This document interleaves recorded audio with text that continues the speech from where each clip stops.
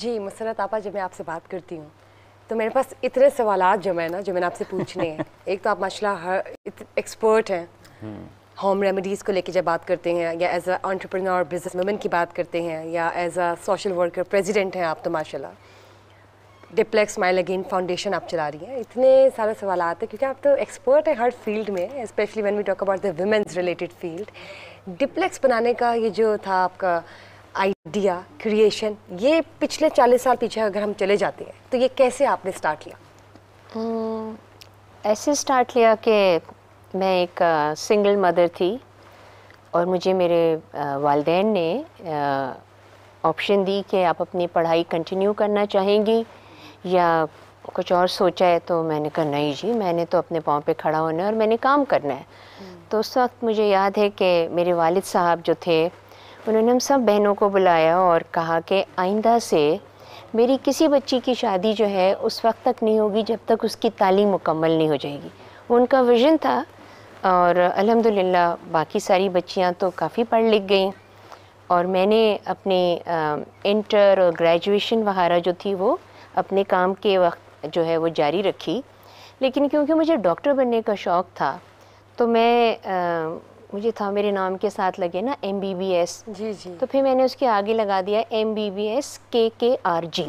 پوچھیں وہ کیا ہوتا ہے؟ بتائیے بتائیے. کرتے کرتے رہ گئی. Good one good one. So بس پھر وہ سلسلہ شروع ہوا اور وہ میں نے کراچی سے سٹارٹ کیا. اس وقت پورے پاکستان میں ہماری 80 کے قریب جو ہیں وہ فرینچائزز ہیں ماشاءاللہ، جو کہ تمام شہروں میں ہیں. اور آپ سوچیں کہ اس میں 30-40 بچیاں تو کام کرتی ہی ہوں گی. تو 30-40 بچیاں امپاورڈ ہو گئی ہیں، اپنا کام کر رہی ہیں ایک آؤٹ لیٹ کے اوپر. جی. تو یہ کتنی بڑی بات ہے کہ خواتین جو ہیں وہ بااختیار ہو جاتی ہیں. تو یہ میرا جو میرا ویژن تھا وہ یہ رہا کہ اگر مجھے موقع ملا تو میں نے جو ہے وہ آگے بڑھ کے جو ہے اس کو کنٹینیو کرنا ہے، دوسری بچیوں کو سکھانا ہے کوالٹی کے حوالے سے، ذمہ داریوں کے حوالے سے. اور شکر الحمدللہ کہ it's a wonderful platform اور ماشاءاللہ ہر کسی کی زبان پر ہے، ہر کوئی تعریف کرتا ہے. جب ڈپلیکس کی بات آتی ہے تو مسرت آپا کا نام سب سے پہلے آتا ہے اور آپ تو ماشاءاللہ اللہ کا کرم ایکسپرٹ ہیں and of course we all take inspiration, کیوں نہیں جی. لیکن جب میں بات کرتی ہوں آپ کی NGO کی، آپ کی فاؤنڈیشن کی، اور اس کا جو اسپیشلائزیشن جسے کہہ دیں، NGOs تو دیکھیں ڈفرینٹ کام کرتی ہے نا. کوئی ڈسیبلٹی پہ کر رہی ہے، کوئی بچوں پہ کر رہی ہے، کوئی ٹرانسجینڈرس پہ کر رہی ہے. آپ نے ایسڈ اٹیک جو وکٹمائزڈ ہے، جو وکٹمز ہیں ایسڈ اٹیک کی وجہ سے، ان کے لیے آپ نے یہ ادارہ کھولا پچھلے 20 سال پہلے. یہ کیسے ویژن سٹارٹ ہوا؟ تو کیونکہ ڈپلیکس میں خوبصورتی، ایک دانہ نکل آیا تو پریشانی، بال سفید ہو گئے تو پریشانی. خوبصورت بنانا، بہتر بنانا یہ تو اس کا حصہ ہی ہوتا ہے.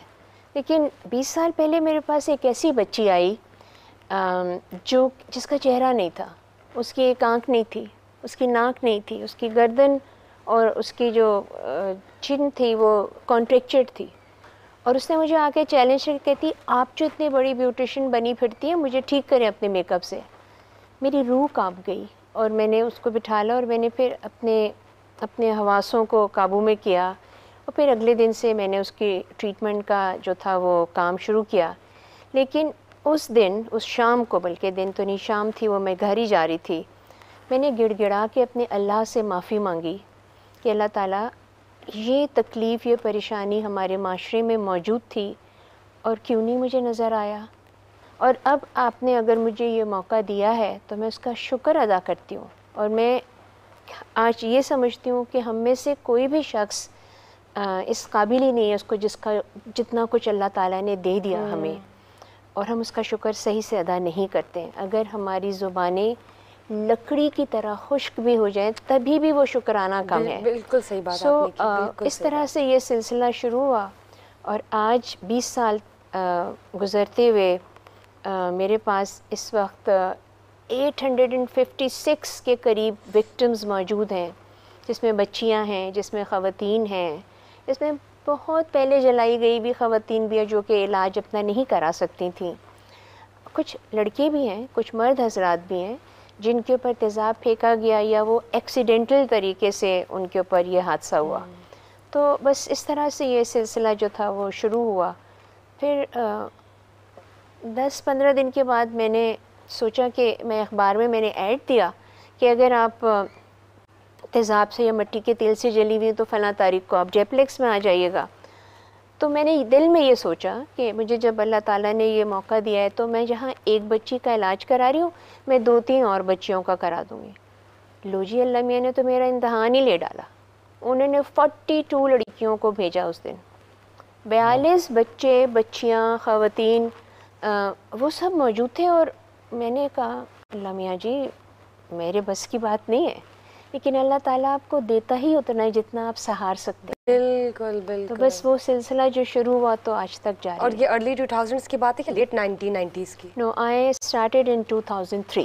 2003 کی بات ہے. ماشاء اللہ. اور اب تک ماشاء اللہ کام چل رہا ہے. اللہ آپ کو توفیق دے, آپ وسیلہ بنی ان کی شکر جو الحمدللہ وکٹم ہے ایسڈ اٹیکس کے, اور ان کا سہارا بنی, ان کو آپ نے موٹیویشن دی اور جینے کا ایک نئی, جیسے کہتے ہیں نا کرن, امید. کوشش یو ہیو کرتی been the source of it by the grace of Allah. بے شک. شکر الحمدللہ.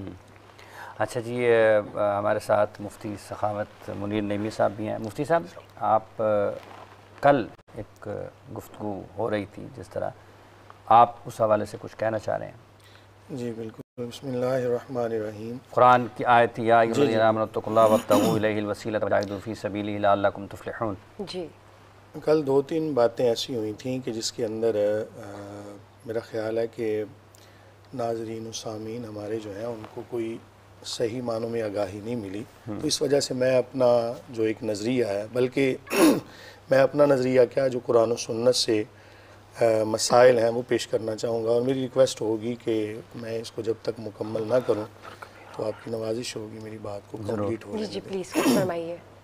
ایک وقت تھا کہ جب آج سے کچھ اگر آپ 50-60 سال پیچھے چلے جائیں تو ایک وقت تھا کہ جب لوگ قرآن کے حوالے سے بات کرتے ہوئے اور اس کے اندر کوئی بھی اپنی رائے قائم کرنے سے پہلے بہت زیادہ ڈرتے تھے. کہتے تھے یہ ایک ایسا سمندر ہے کہ اس کے اندر وہی غوطہ لگائے کہ جو اس کے رموز و اوقاف کو جاننے والا ہے. کہ ظاہر ہے کہ یہ تلوار کے اوپر چلنے والی بات ہے. اگر کوئی تھوڑی سی اونچ نیچ ہو گئی تو ایمان کے ضائع ہونے تک بات چلی جاتی ہے. لیکن آہستہ آہستہ پھر اس حال میں آج ہم گزر رہے ہیں کہ ہر بندے کا دل کرتا ہے مفسر قرآن بننے کا بھی, اور ہر بندے کا دل ہوتا ہے کہ میں قرآن کا ترجمہ کروں, اور اسی سے ابتدا کرتا ہے. حالانکہ یہ میں ایک اصول عرض کر دوں کہ قرآن کا ترجمہ کرنے سے پہلے یا قرآن مجید فرقان حمید کے حوالے سے آیات میں بات چیت کرنے سے پہلے اتنے زیادہ علوم ہیں کہ جن پر مہارت ہو تو جا کے پھر قرآن کا ترجمہ آپ یا مفہوم یا معنی اس تک پہنچ سکتے ہیں.